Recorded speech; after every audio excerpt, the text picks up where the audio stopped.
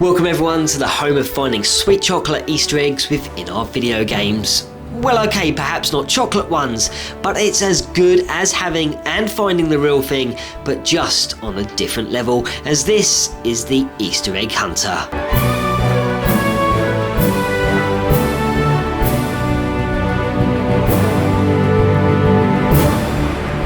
Back in 1999, some 14 years ago, Nintendo along with HAL Laboratory Incorporated released Super Smash Bros. Onto Nintendo's latest console at the time, the Nintendo 64, which brought with it a very fresh, frantic and appealing approach to the typical fighting game styles, as opponents had to knock one another off the edges, platforms and basically off the playing field in order to win by using simple and uncomplicated combos and attacks. Just 2 years or so later, a sequel was born and unleashed onto the Nintendo GameCube between 2001 and 2002, which was to be known as Super Smash Bros. Melee, bringing with it new characters, mountains of new stages, new attacks, items and plenty more of that same fun-filled, addictive craziness and action that yourself and up to 3 other mates could duke it out against one another to determine who was the best.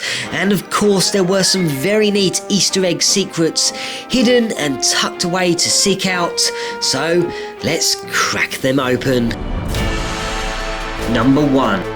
Like many games out there, you can earn yourself trophies, awards and so on and build up yourself a huge collection depending on how much time you put into the game in question.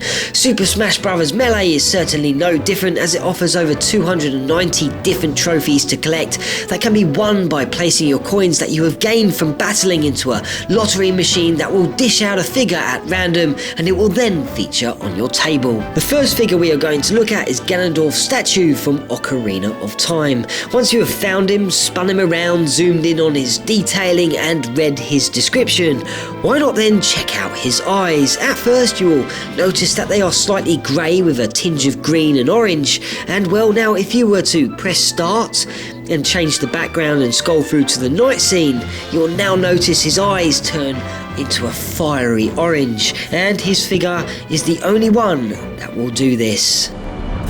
Number 2. Being as there are quite a few trophies to find, it so happens that 2 of them were not available within the US or the European games and were only available in Japan by either purchasing them at a retailer, or some gamers were even lucky enough to receive them at competition events where the trophies were put onto their memory cards.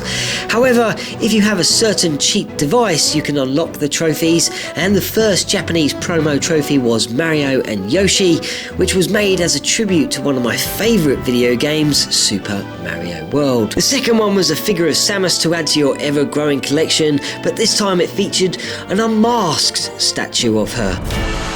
Number 3.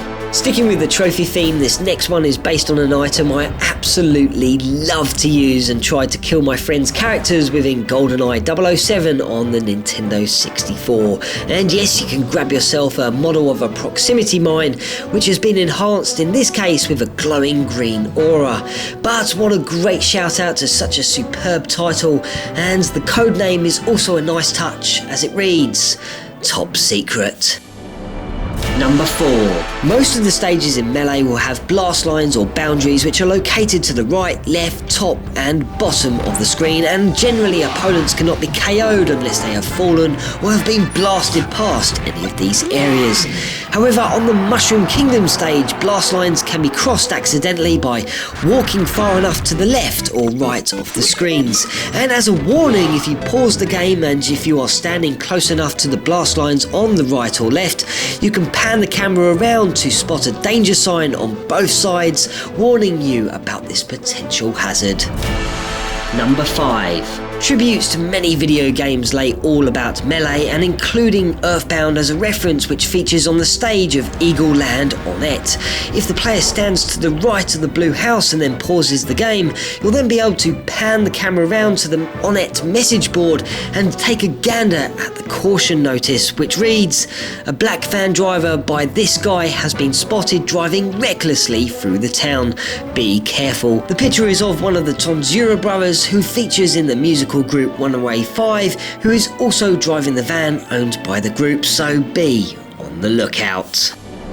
Number 6. Once again, we are diving into the trophy cabinet and taking a look at the Metal Mario figure, which as a character is often Mario's rival and has featured in many games. If you take the camera and zoom in on his statue into his metal reflection, you should be able to make out the Yoshi's Island stage featured within the game.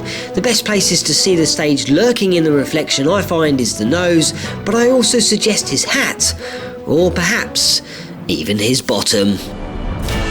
Number 7. The next trophy is the Barrel Cannon, one of the many great features of the cracking series of Donkey Kong Country, which was always one of my favourite and challenging parts of the levels it featured in. If you spin the barrel around and take a look at the underneath side, you'll see the stamp mark of 2L84ME, or in other words it reads, "Too late for me." This message also appears on a crate in one of Rare's official Donkey Kong Country artworks. Number 8.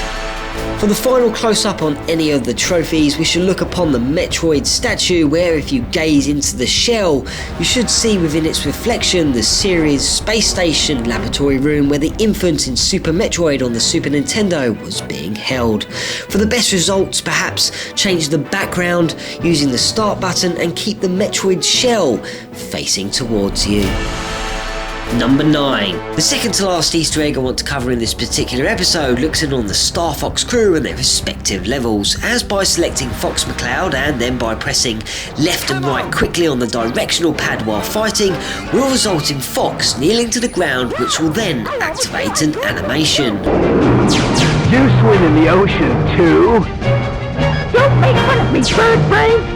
You can only activate one of these per fight, and I find it's best to play in the training mode. That way you can witness the different conversations in full, as if you are hit during the messages, the fight will continue. There are various and different messages to find, so happy hunting. Number 10.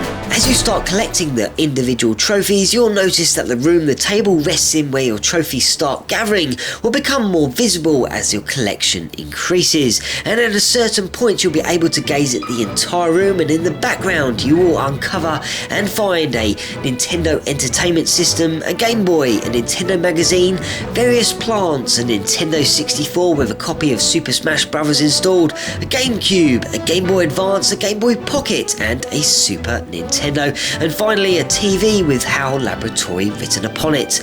And there are a few other items lurking about, including a Virtual Boy and even a Famicom. And with that, I will leave you to go in search of these awesome Easter eggs, and until next time, this is the Easter Egg Hunter breaking out.